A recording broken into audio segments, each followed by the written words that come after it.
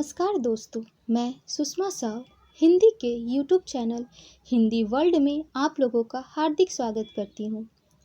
दोस्तों, पिछले वीडियो में मैंने आप लोगों को व्याकरण और भाषा के बारे में कुछ ज्ञान प्रदान किए थे। मैं उससे आगे आज आप लोगों को भाषा और बोली में कुछ अंतर को स्पष्ट करना चाहूँगी। बोली क्या है? बोली छोटे प्रांत में बोले जाने वाली भाषा को हम लोग बोली कहते हैं। बोली का अपना कोई निश्चित व्याकरण नहीं होता। इसे बहुत कम लोग ही प्रयोग में लाते हैं, इसलिए इसे हम भाषा ना कह के बोली कहते हैं। जैसे भोजपुरी, मगही, अवधी, ब्रज और ऐसे अनेक सी बोलियां हैं जिनमें मनुष्य, जब हम लोग आदि मानव थे तो उस समय हम लोग कैसे बातें करते थे?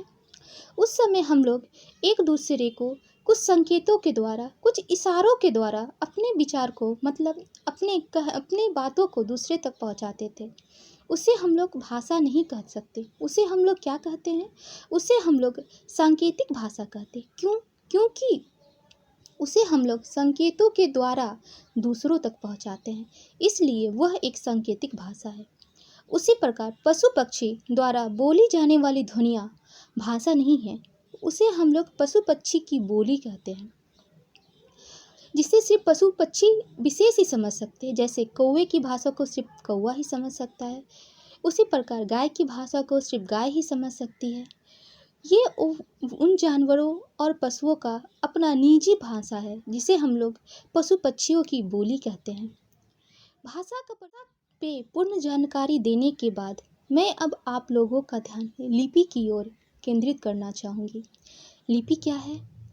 मनुष्य ने ध्वनियों को लिखित रूप प्रदान किया। जब मनुष्यों ने अपनी भाषा पे पूर्ण विकास कर लिया तो उन्होंने इसे एक लिखित रूप में संचय करने का विचार किया, ताकि उनके जितने भी विचार हैं वो युगों युगों तक स्थिर हो सके। क्योंकि हम लोग मौखिक भाषा के द्वारा अपने विचारों, अपने आविष्कारों को युगों तक नहीं जीवित रख सकते। उसके लिए भाषा को लिखित रूप देना अनिवार्य है। इसीलिए पुराने ज़माने के महर्षियों को भाषा के लिखित रूप की आवश्यकता हुई। वहीं से लिपि की शुरुआत मानी जाती है। संसार में बोली जाने वाली प्रत्येक भाषा को लिखने के लिए कुछ चिन्ह निश्चित किए गए। हर एक प्रांत में विश्व के कोने कोने पे मनुष्यों ने अपने भाषा को लिखने के लिए एक निश्चित चिन्ह का निर्धारण किया। चिन्ह कहने से क्या तात्पर्य है? चिन्ह कहने से तात्पर्य है, जैसे कि मैं आप लोगों को बताना चाहूँगी। जैसे कि मैं अगर क लिखूं तो हिंदी में क ऐसे लिखते हैं, ये हिंदी का क है, ठीक। लेकिन अगर मैं इसे ऐसे लिखूं तो क्या ये क नहीं? जी, ये भी क है, ये बांग्ला का क है। उच्चारण दोनों का ध्यान दीजिएगा, ये भी क है, ये भी क है। और एक ये अवश्य ही यह भी क ही है। मतलब इसे भी हम क पढ़ेंगे, इसे भी हम क पढ़ेंगे और इसे भी हम क ही पढ़ेंगे। मगर ये जो क है, ये जो चिन्ह जो हम लोग एक बार लिख रहे हैं, ये अलग है। ये चिन्ह जो हम लोग उच्चारण तो क ही कर रहे हैं, पर ये लिखने का तरीका थोड़ा दूसरा है। यहाँ देखिए, यहाँ भी इसे भी हम लोग क ही पढ़ेंगे, लेकिन इसका भी लिखावट अलग है। उसी प्रकार अन्य भाषाओं में भी का भी लिखावट अलग होता है। इन्हें ही, ये लिखाने के तरीके को ही हम लोग चिन्ह कहते हैं।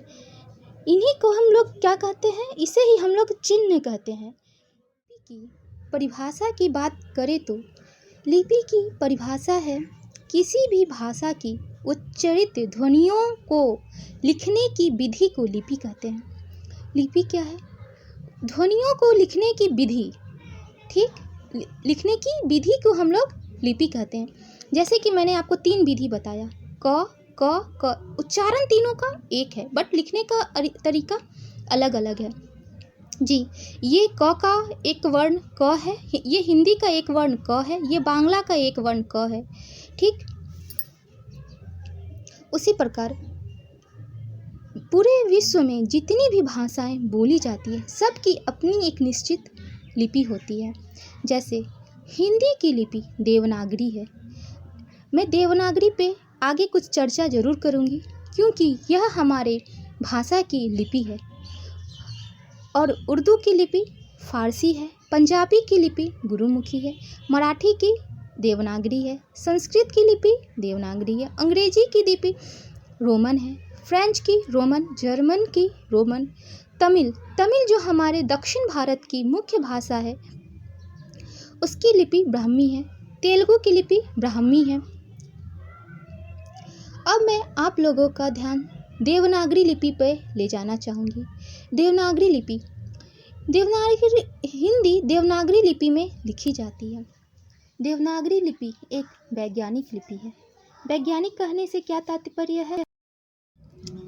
वैज्ञानिक कहने से तात्पर्य है कि हिंदी को हम लोग जैसा बोलते हैं वैसा ही लिखते हैं। मतलब अगर मैं इसे कैसा लिखूं तो कैसा लिख सकती हूँ, वैसा लिखना चाहूँ तो वैसा भी लिख सकती हूँ, सुंदर चाहूँ तो सुंदर भी लिख सकती हूँ।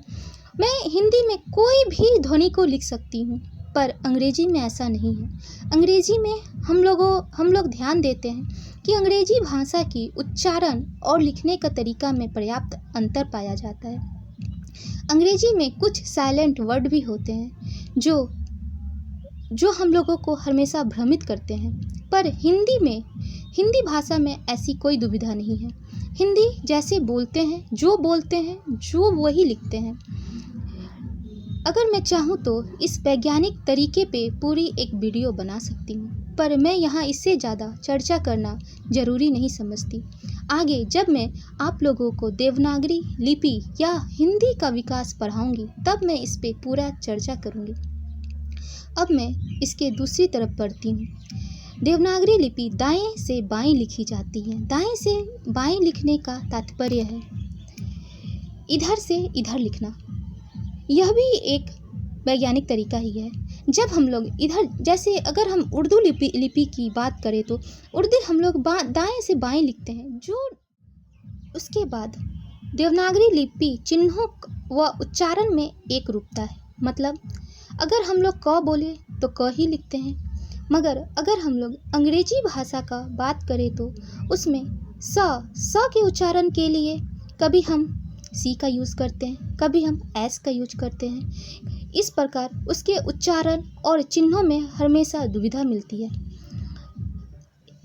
अगली तथ्य, हिंदी भाषा की लिपि देवनागरी का विकास ब्राह्मी लिपि से हुआ है। जी हाँ, ब्राह्मी लिपि संस्कृत की जननी लिपि है। मतलब सबसे पहले भारत में ब्राह्मी लिपि का ही आविष्कार किया गया था। उसी के रूप को सुधार कर देवनागरी लिपि का निर्माण किया गया। पर आज भी दक्षिण भारत में हम लोग ब्राह्मी लिपि को देख सकते हैं, क्योंकि दक्षिण की भाषा तमिल, तेलुगु ये आज भी ब्राह्मी लिपि में ही लिखी जाती हैं। मैं वीडियो बनाने में बहुत मेहनत कर रही हूँ और जहाँ तक हो सके डाउट है मैं अपने हिसाब से उन सब पे चर्चा करके क्लियर करना चाह रही हूँ। इसलिए मैं चाह रही हूँ कि आप लोग मेरा ज़्यादा से ज़्यादा सहयोग करें और मेरे वीडियो को अपने सहयोगी तक, अपने फ्रेंड तक और जिन्हें भी हिंदी भाषा को जानने की इच्छा हो या ज़रूरत हो उन्हें ज़रूर शेयर करें। इसी आशा के साथ मैं आज अपना वीडियो यहीं समाप्त करती हूँ। मैं अगले वीडियो में इससे आगे ज़रूर पढ़ाऊँगी।